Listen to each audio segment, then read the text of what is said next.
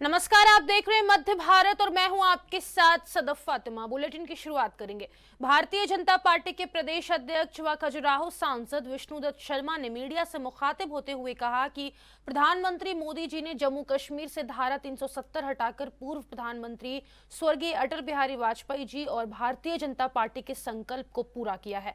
धारा 370 हटने के बाद जम्मू कश्मीर में पर्यटकों की संख्या बढ़ी है। 70% से अधिक आतंकवादी घटनाओं पर अंकुश लगा है। लेकिन दुर्भाग्यपूर्ण है कि कांग्रेस के समर्थन से जब से जम्मू कश्मीर में नेशनल कॉन्फ्रेंस की सरकार बनी है तभी से यहां अशांति उत्पन्न हो गई है।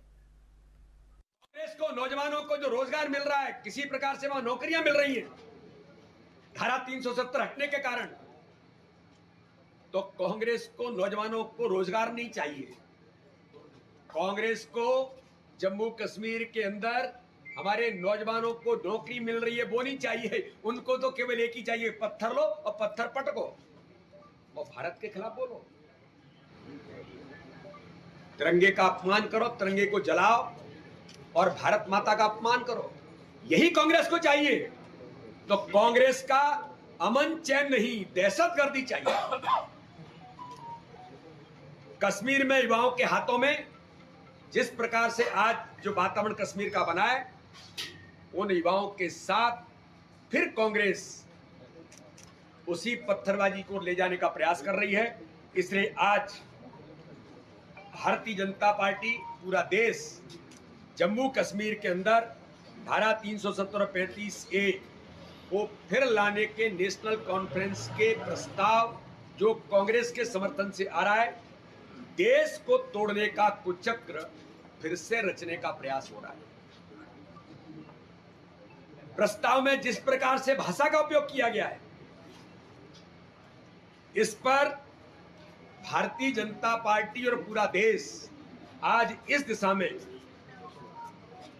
कि भारत की एकात्मता और अखंडता को। भोपाल में मध्य प्रदेश के मुख्यमंत्री मोहन यादव ने कहा कि मैंने मिथिलांचल विकास समिति के छठ मैया कार्यक्रम में हिस्सा लिया। मैं सभी को छठ पर्व की बधाई देता हूं। विकास समिति के छठ मैया के कार्यक्रम में शामिल हुआ। यहीं से मैंने भगवान सूर्यनारायण को अर्घ्य देते हुए देखा है और उस आनंद को महसूस किया है जो बहनों के चेहरों से, भाइयों के, और खासकर हमारी सनातन संस्कृति के आधार पर 4 दिन तक चलने वाले इस कठोरतम व्रत के बाद जो मन में आशा और उम्मीद जगती है, आस्था जगती है, उसी के बलबूते पे परिवार की एकता बनी रहती है। मेरी अपनी ओर से सभी मिथिलांचल सहित बाकी पूरे देश के मनाने वाले छठ पर्व के इस आयोजन में आप सब। बुधनी विधानसभा में आज कांग्रेस प्रत्याशी राजकुमार पटेल के समर्थन में प्रदेश अध्यक्ष जीतू पटवारी ने शाहगंज ब्लॉक में तूफानी दौरा किया। जीतू पटवारी सबसे पहले खाटपुरा ग्राम पहुंचे, जहां नुक्कड़ सभा को संबोधित किया। अकोला और बनेटा प्लांट जवाहर खेड़ा पर उनका जोरदार आतिशबाजी से स्वागत हुआ।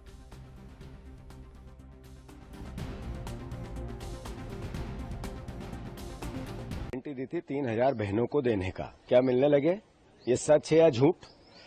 लाडली बहना से जो भ्रमित किया प्रदेश को, उसके साथ वोट लिए, पर किसानों को कहा 2700 गेहूं का दाम देंगे, 3100 धान का। सच है या झूठ?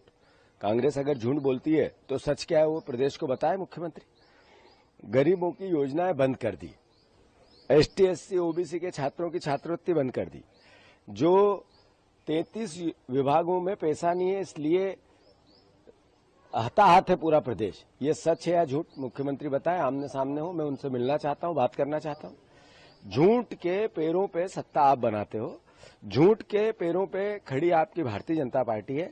केवल एक मुख्यमंत्री ऐसी भाषा बोले जो पद को गरिमानी बनाए, मैं मानता हूं उनकी एक वैचारिक सोच बन गई है। झूठ खुद बोलते हैं, भ्रमित खुद करते हैं, प्रदेश को शर्मसार अपनी भाषा से खुद करते हैं और विपक्ष पे आरोप लगाते हैं। बताना पड़ेगा कि मोदी गारंटी।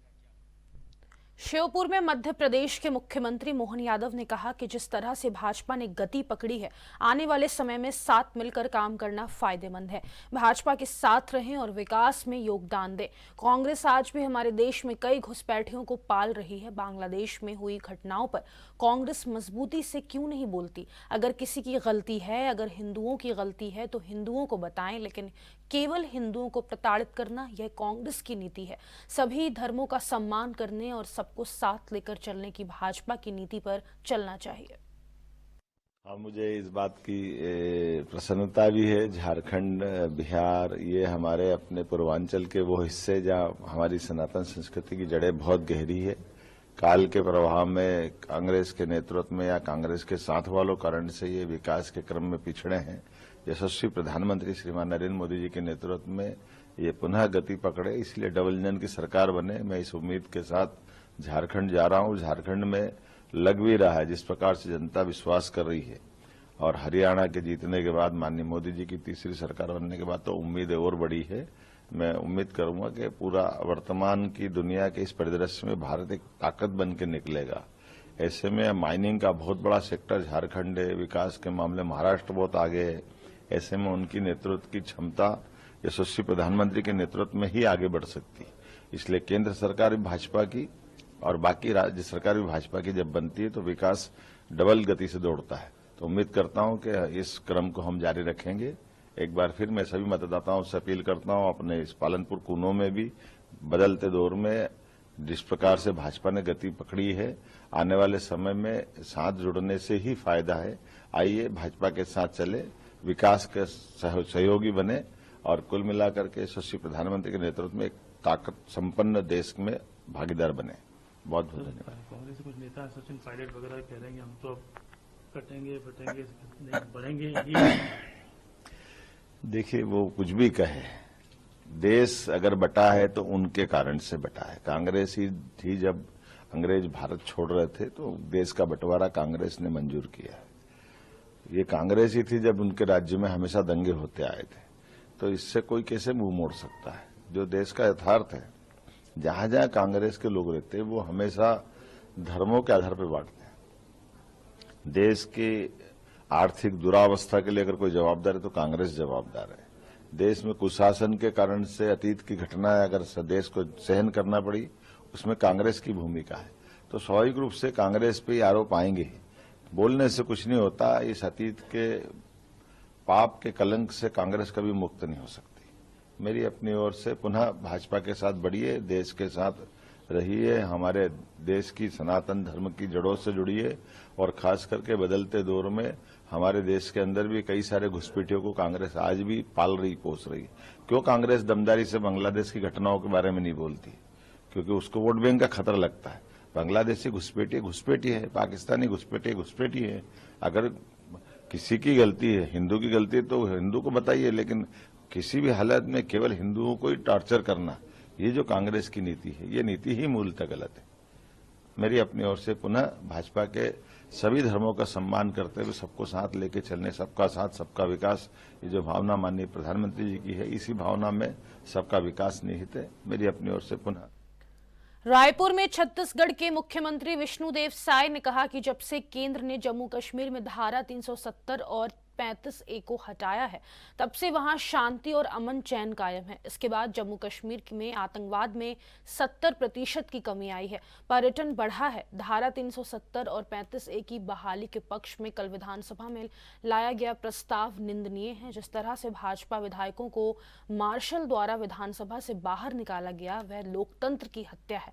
देश की जनता इसे स्वीकार नहीं करेगी। कांग्रेस जम्मू कश्मीर में फिर से अशांति पैदा करना चाहती है, लेकिन वह अपने इरादों में कभी सफल नहीं होगी। केंद्र द्वारा धारा 370 और 35A को हटाया गया है, तब से जम्मू कश्मीर में खुशहाली आई है, अमन चैन स्थापित हुआ है, वहां शांति आई है। और जम्मू कश्मीर में इसके बाद आतंकवाद की घटनाओं में 70% की कमी आई है। नागरिकों के मृत्यु में 80% की कमी आई है और विदेशी नागरिकों के पर्यटन में 300% का इजाफा हुआ है।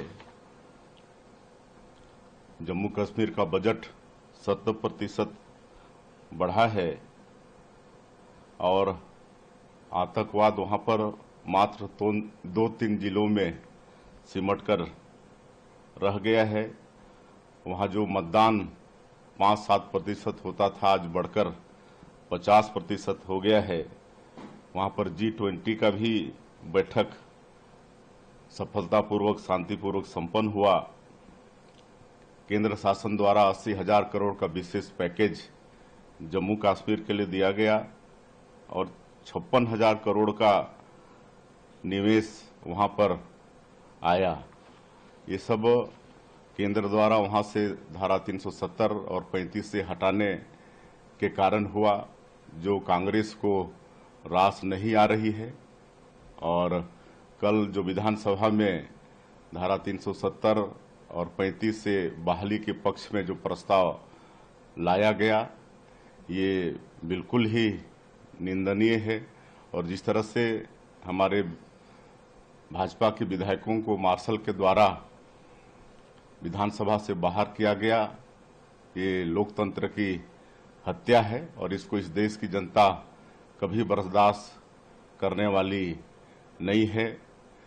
कांग्रेस फिर से इस जम्मू कश्मीर में अशांति बहाल करना चाहती। मध्य प्रदेश के बुदनी में आज छठ माता के व्रत रखने वालों के घरों से लेकर ऐतिहासिक नर्मदा घाट तक भक्तिपूर्ण माहौल बना रहा और भक्ति के गीत गूंजते रहे। नगर में आज सुबह शुक्रवार को छठ महापर्व के अवसर पर व्रतियों ने पूरी श्रद्धा और भक्ति के साथ नर्मदा जल में खड़े होकर हाथ में पूजन की थाली लेकर उगते सूर्य को अर्घ दिया। बता दें कि नर्मदा घाट पर प्रशासन और पुलिस के जवान पूरी मुस्तैदी से तैनात रहे।